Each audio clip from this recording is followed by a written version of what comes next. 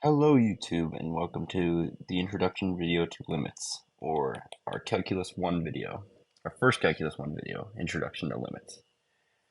Today we're going to be starting off with a very simple limit function. We have the limit of as x approaches 3. So the limit of x approaching 3 will look like something like this if we have, let's say we have a graph that looks like this, and we have, this is 1, this is 2, this is 3, and we have 4, 5. So let's say we have a function like this. This is what the limit as x approaches 3 is, but it comes from the left and the right side. So this will be essentially the limit right here. So let's say if we had a graph like this that had an opening as well, but this was also at 3, and this is 1, 2, and then this would be 3 on the graph.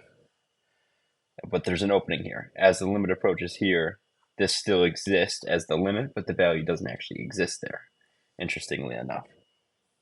But we'll get to that in the future. You'll understand that better. So let's go through a few example test cases. For now, we're going to do 3.1, f of 3.1. That is what we're going to put in for x in the function. Because if we put in 3, 0 will be on the bottom because 3 minus 3 equals 0. That's simple math. You guys know that. And if we have 0 at the bottom of a fraction, you can't do that. It's undefined. It's not allowed. You never do that in math. Make sure you don't do that. So we're going to start off by doing 3.1, which is going to be 3.1 squared minus 9 divided by 3.1 minus 3. This whole thing will equal 6.1. Okay, so that gives us a certain range of, as x approaches 3.1 specifically, it gets to 6.1. Let's try an even smaller number. Let's do, hold on 1 second. Let's do f of 3.01.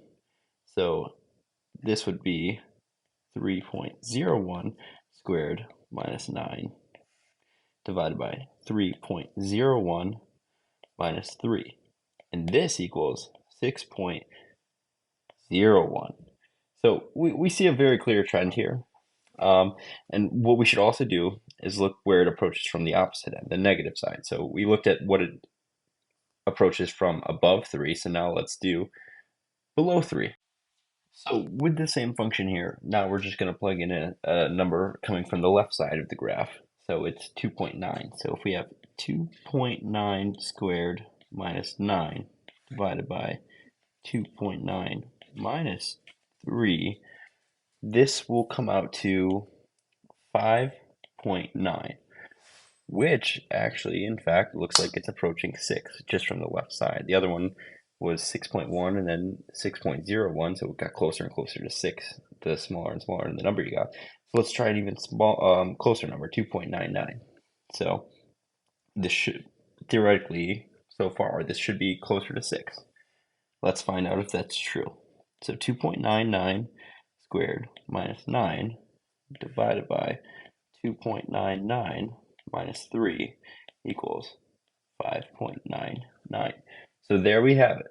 We have verified that the limit of x approaches 3 of x squared minus 9 over x minus 3 equals 6. That is where the graph approaches when x equals 3. So let's take a look at the graph. So here we have just a graph, and we have x equals 3 right here. And if we go up 1, 2, 3, 4, 5, 6. So my visualization is probably wrong here. It's probably supposed to be over here, but I'm just bad at drawing. But you get the point. As it approaches 3, it ends up convexing at 6. So that is the answer of that limit. So let's take a look at another example of a limit. Here we have the limit as x approaches 2. So same old, but we have a function of x cubed plus 4x minus 10. So if you look at this, you notice that it's different than the last question that we went over. And why is that? Because it's not a fraction. So we don't run into the error where we can't have the bottom of the fraction equaling 0. So in this case, we can actually just plug in 2 for x and solve for the limit as x approaches 2. So if we have 2 cubed plus 4 times 2 minus 10, we have 2 cubed equals 8 plus 8 minus 10, so that equals 6. So the limit as x approaches 2 actually just equals 6. This is a super easy problem. We will run into much harder problems, trust me, but this is something that you will encounter when working through limits. For this problem here specifically, I want you to pause the video and try it yourself for a minute, and then you can replay the video now, and I will solve it. I will be solving it in 3, 2, 1. So for this, these are known as complex fractions. So you kind of have to just go crazy and figure out the best way to simplify it. So for something like this, the best way to simplify it is take the denominator of the top ones and just multiply it by everything. So we have 3x. So for this, it'll be 3x times this and 3x times that. So from this point on, we have 3x over x minus 3x over 3 divided by 3x times x minus 3, which we'll leave it in this form, x minus 3, and you'll see why in a second. So if we simplify the top part, we have 3 minus x divided by 3x times x minus 3. And oh, you might notice 3 minus x and x minus 3 is on the bottom.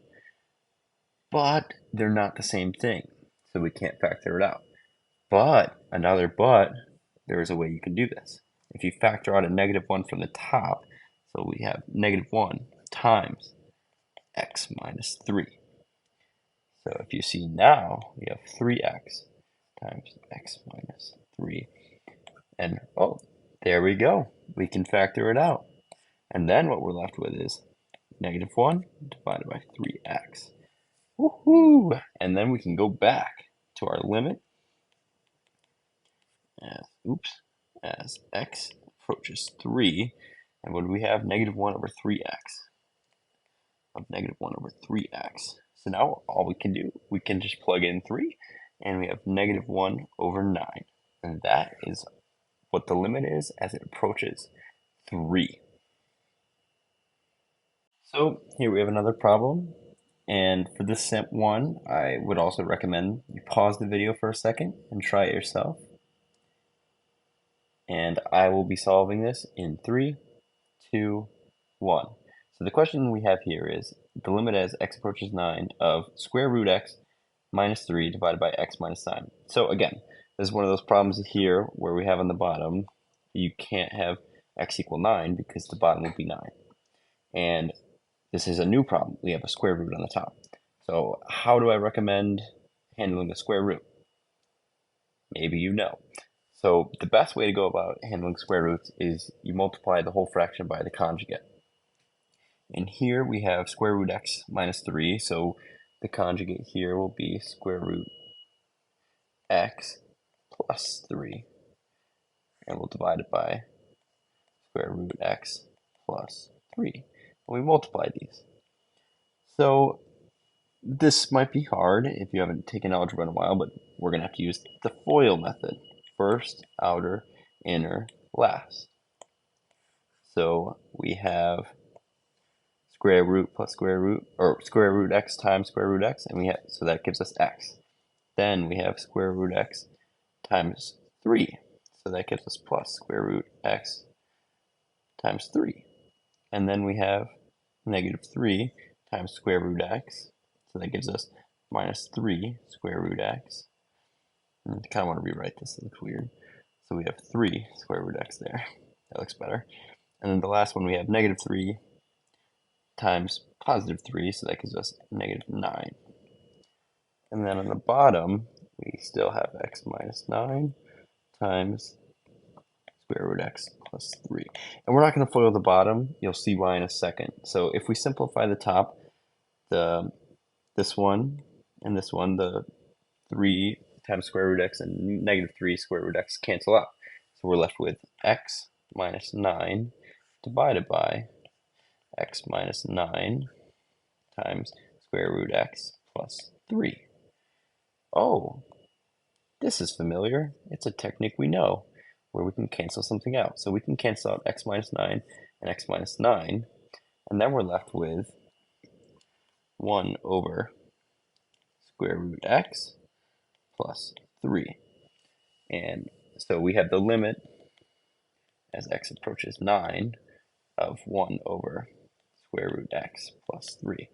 So if we plug in that 9, which we can do now because it won't end up being 0 as the denominator, we have 1 over square root of 9 plus 3, which we know the square root of 9 is what? It is 3.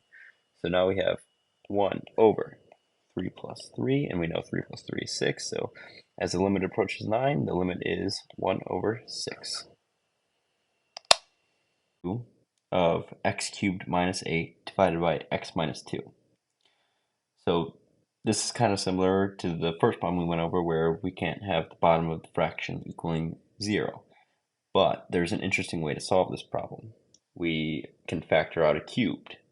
And to factor out a cubed, there's actually a formula for this. You're going to have to memorize this. It's a cubed minus b cubed equals a minus b, parentheses, all multiplied by a squared plus ab plus b squared. And in our case, the top of our fraction is x cubed minus 8. So a equals x and b equals 2.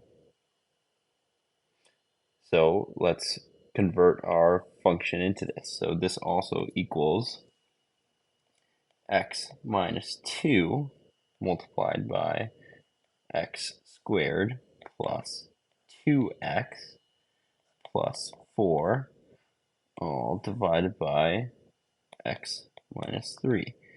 And if you have taken algebra before this, you know that when you have a fraction like this, you can cancel out, oh wait, no, not x minus 3, sorry. That is x minus 2, my fault. So when you have a fraction like this, you can actually just cancel out x minus 2 and x minus 2.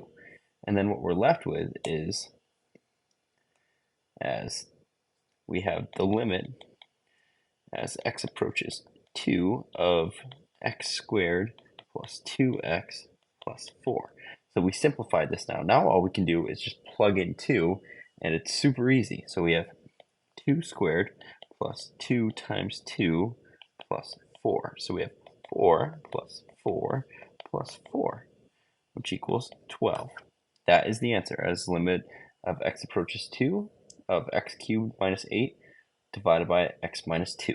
And that is how you solve problems when they're cubed on the top and you can see that there's a factor on the bottom that you can factor out.